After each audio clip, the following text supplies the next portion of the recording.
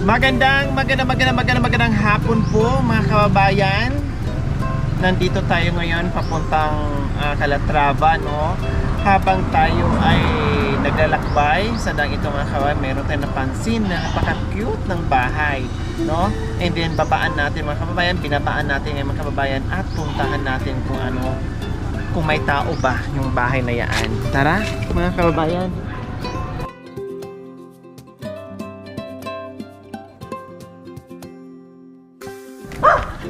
So kanina mga kababayan, no, takbuhan yung buong team kasi ang lakas ng ulan, naabutan kasi nakalimutan magdala ng payong. Paano kasi papunta kami doon, okay naman yung panahon nung patapos na yung vlog natin. Diyos ko, biglang bumuhos yung ulan kaya nagtakbuhan, wala na yung payong. Ngayon pag dating namin dito, mainit na naman, no? May araw na naman. Ganun ang panahon. Kaya kagabi, Diyos ko mga kababayan, halos di ako makatayo kasi iba yung pakiramdam ko. Gitakigan ko sa Bisaya, no? Talagang nanginginig ako kagabi, sobrang lamig. Pero buti lang kaninang umaga medyo okay tayo kasi sobrang chill natin kagabi. Talagang nag-chill tayo kagabi. So ito po mga kababayan, yung bahay niya nandito sa tabi ng kalsada. Wow, anong hapunan? Anong tanghalian? Ay, tubig na mainit. Ano to? Wow, mainit-init pa yung kanin. Ang tanong, nasaan yung ulam? Bakit tubig na to? Hello! Ay, kumakain kayo pala. Wow, ang gagwapo at gaganda naman ng mga bata. Hello, anong ulam? Wala. Wow, ano yan? Pati. Patis at Mantika. mantika. Wow. Ganyan din ako nung ako ay bata pa, no? Pag walang ulam, patis at mantika, ihalo ko. Wow, kumakain. Anong pangalan mo, anak? Pangalan mo? Bibe? Anong pangalan mo, Be? Gusto ko na yung mga alam. Galo ka. Wow, ang sarap naman ng kain mo dyan. Masarap ulam mo? Ha? Paborito yung ulam mo yan? Wow, parang na-miss kong ganyan mga kabayan. No, parang ang sarap. I-try ko nga uli yan. Mag-ulam ng mantika at toyo. Kasi madalas kong inuulam din yan noon eh. O diba, ganyan po mga kabayan. Yung ibang bata, no, ay kontento na sa ganyang ulam, masaya na sila. Sabi nga ng nanay, paborito nilang ulam, patis at mantika, halo. Minsan budburan ko pa ng asin yan, kahit or walang patis, mantika, no, budburan ko lang ng asin. Nako, maayos na sa akin, masarap na sa akin yan. So ito yung nakakaawa, no, yung ibang bata, Diyos ko, hindi kakain pag walang ulam, iiyak yung mga magulang. Pero sila, tinan niyo mga kababayan, katapat nila, patis at mantika lang, walang reklamo at paborito pa nila.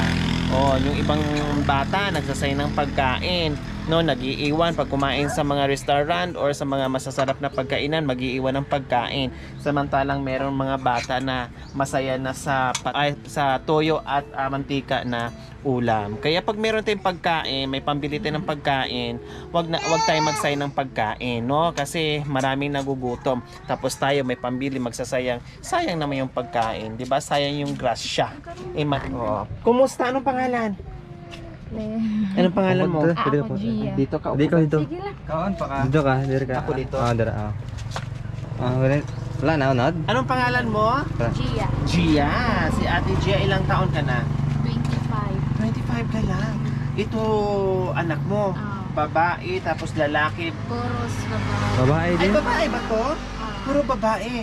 Kaya pala naghahabol ka, ano, para magkaroon ng lalaki. Wala. Ilang taon na yung panganay mo? 6. 6, tapos sumunod 3. 3, tapos Tapos 9 months. 9 months. So halos 3 years ang gap nila. Masundan pa yan. Siyempre, walang lalaki. Naghahanap pa ng junior semester. Kumusta yung boy natin, Gia? Hirap. Bakit nasabi yung mahirap? Ano yung mister? Construction. Construction. Nasa bayan ngayon. Nasa Calatrava. Nasa Calatrava. Kumusta?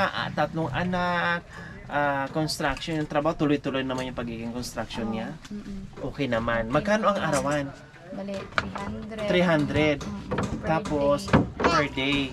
walay palya sa uga ay sa adlaw, talagang naadjod. O nga nung ang 300, unsay mapalitan na sa matag adlaw, siyempre bugas, sudan. O nga nung wala may sudan karon, patis ug mantika ra man ni. Oh, kay ano mo nang ginaano sa utang ba? Bayad.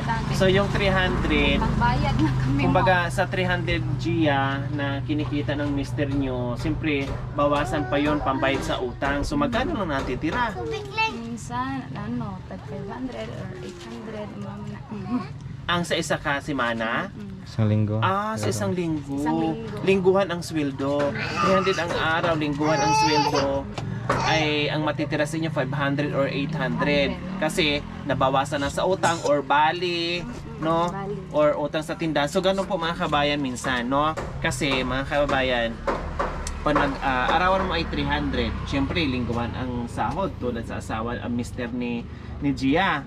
No, buti sana kung 300, ayos na 'yon, sapat na sana 'yon kahit papaano okay na sana 'yon. Ang problema nga lang 300 na yung arawan nila.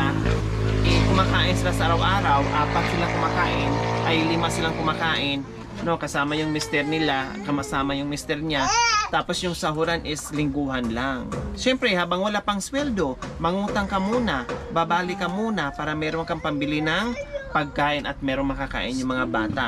Kaya pagdating ng sahuran, pagdating ng Sabado or Linggo, ang matitira 500 or 800, so wala nga mga kababayan, hirap nga ang buhay, no? Kumbaga, buti lang kahit paano nagtrabaho si mister, no? Kahit paano merong mautang or merong mabali or kahit importante makabili talaga ng bigas. Kasi pag ang bigas ay mawala sa loob ng bahay, napakahirap, malaking problema. Pero kung ang bigas meron, kahit walang ulam, magawa ng paraan, kahit paano makakain, hindi magutom ng mga bata. O diba, tulad ngayon, napakasarap na nito, 'di ba? Paborito nilang ulam, so ibig sabihin lagi. Madalas na inuulam nila ay toyo at mantika. Kita niyo mga kababayan, no? Kanina ang dami nito, pero konti na lang. So halatang paborito ni baby girl yung ulam niya. So ayan. Nag-aaral sila. Ayan, nag-aaral. Siguro bata ka pa nag-asawa. 19 years old. At ang hindi ka na nakapagtrabaho.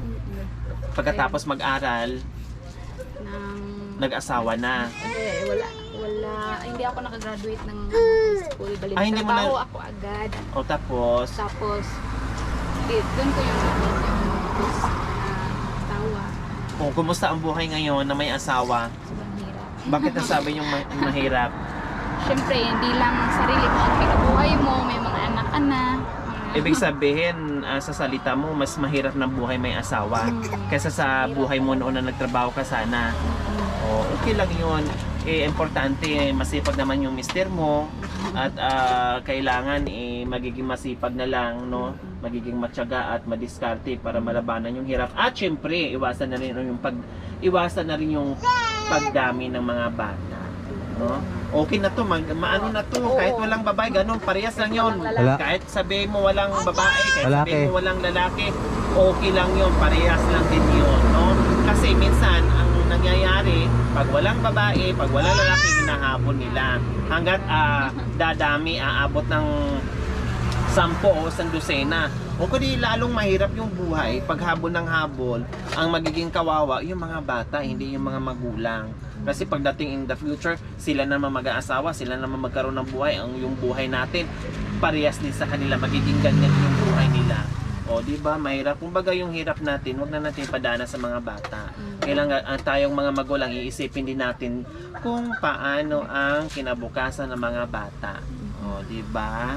O gusto mo ba yung buhay na naranasan mo ngayon na maranasan mga bata? Yun yung ayaw ko. Oh, di ba? Tama yun. Bilang isang magulang, pag naranasan mo na yung hirap ng buhay, huwag mo nang ipadana sa mga anak mo. Kasi ramdam mo na alam mo na di ba? Kaya kahit gaano kahirap yung buhay talagang kailangan lang mag-aral, and then tama na, stop na yung panganganak, no? Kasi marami naman na 1, 2, 3, ako madami na yan. Kahit na 2, ayos na yan, no? Okay, sige. Kumusta? Kailan pa ang sahod? Sa mister mo? Saturday sa gabi. Saturday ng gabi. So anong araw pa ngayon? Tuesday? Tuesday pa lang, malayo pa yung sahod, ilang araw pa. Pero ang ulam ngayon, tuyo at mantika na. O paano bukas? Yun yung hindi natin. Ganun pa rin. May tuyo pa ba tayo? May mantika pa ba tayo? Yun nga. Or uutang sa tindahan yung taglilima, yung naka-plastic para may pang-ulam. Ginagawa. Yun yung ginagawa. Ayan. Pero may bigas pa masaing. Magkasya pa hanggang Saturday. Depende kasi minsan Kulang. Oo. Tapos, utang naman. Utang na naman. Utang bayad. Utang bayad. O, okay lang yun. Ang importante, may uutangin at may pangbayad. Okay, sige. Sa hapong ito, meron kaming surprise sa inyo, Gia. Diba? Busog ka na, baby girl? Uy, ang ganda-ganda naman yan. O, diba? Ang sarap-sarap ng kain niya. Ikaw, baby girl, busog ka na? Busog na ikaw? Ha? Nabusog na ka? Ay, hindi pa daw. Dili pa siya. Nagutom pa siya. Oh, sige, bigyan tayo ulam. O, mamaya, tagaan-tag ulam, ha? O, nahurot ko iya, ha? O, Purot na o yan. diba? Nahurot ko iya. Ayan, nahurot ko. Ay, Diyos ko po, mga kabayan, akala ko ako lang nakaranas mag-ulam ng ganito, no? Sa bagay, sa ganitong panahon, mga kababayan, ang daming nakaranas ng mga bata, hindi lang ako, hindi lang sila, ang nakaranas na mag-ulam ng tuyo at mantika. Pasok, mga Rohilios!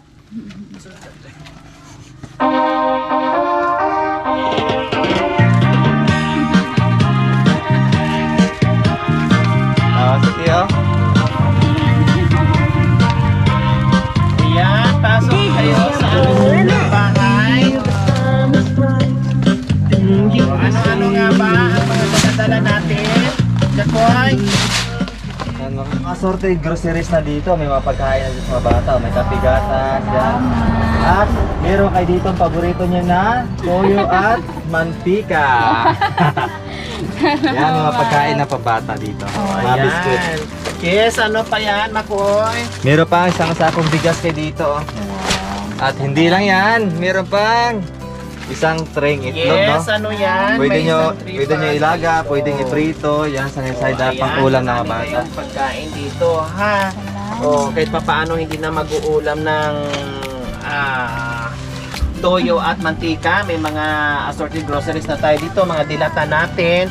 At isang sako bigas, sabi mo hindi aabot ng Saturday. Kailangan na naman ay mangutang si Mister para merong ipakain sa mga anak niya. So ngayon, kahit papaano, malamang 101% matutuwa at magugulat si Mister sa maabutan niya mamayang gabi pag-uwi niya. No? Na kahit papaano, sobrang pagod niya galing sa trabaho. Hindi biro yung pagiging construction, mga kabayan. No? Napakahirap ng trabaho. Mabigat, mainit, no? Lahat nandoon na, pero hindi nila iniinda, no? Kasi gusto nilang kahit papaano may pagkain yung mga anak nila, may makain yung pamilya. So ngayon, hindi lang isang sakong bigas, hindi lang ating mga groceries at itlog, meron ka pang cash. Bumili ka ng masarap na ulam mamaya, Gia. Naman na nahiya. Ha? O diba na my God siya at nahihiya sa biyaya na natatanggap niya ngayong hapon na hindi niya akalain. Anong gusto ni mong sudan, gang? Itlog lang? Unsa pa? Ha? Ha? Manok. O say gusto ni mong sudan, ipaluto ni mama karon. Itlog lang? Itlog lang talaga, mga kababayan. O diba, ito yung mga bata na talagang masaya na sila sa mga simpleng ulam. Feeling nila, pag nakakain sila ng mga ganito, para nang nakakain sila ng lechon o yung mga masasarap na pagkain.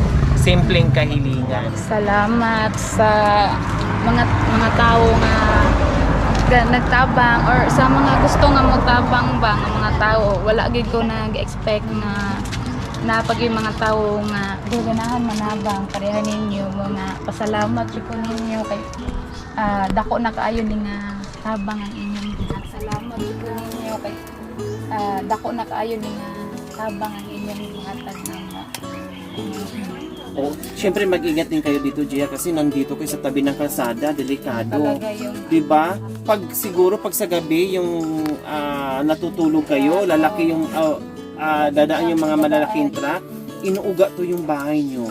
'Di ba? Buti nakakatulog kayo. Nasanay na.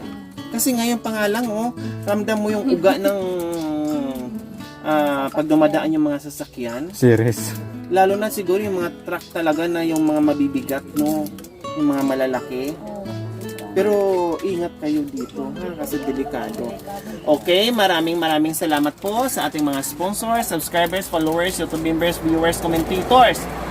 Maraming salamat po talaga sa walang sawang pagsubaybay without skipping ads, no? Walang sawang panonood without skipping ads. At yung pag-share nyo, pagla-like nyo, pag-comments nyo, maraming salamat po talaga sa inyong pakikiisa.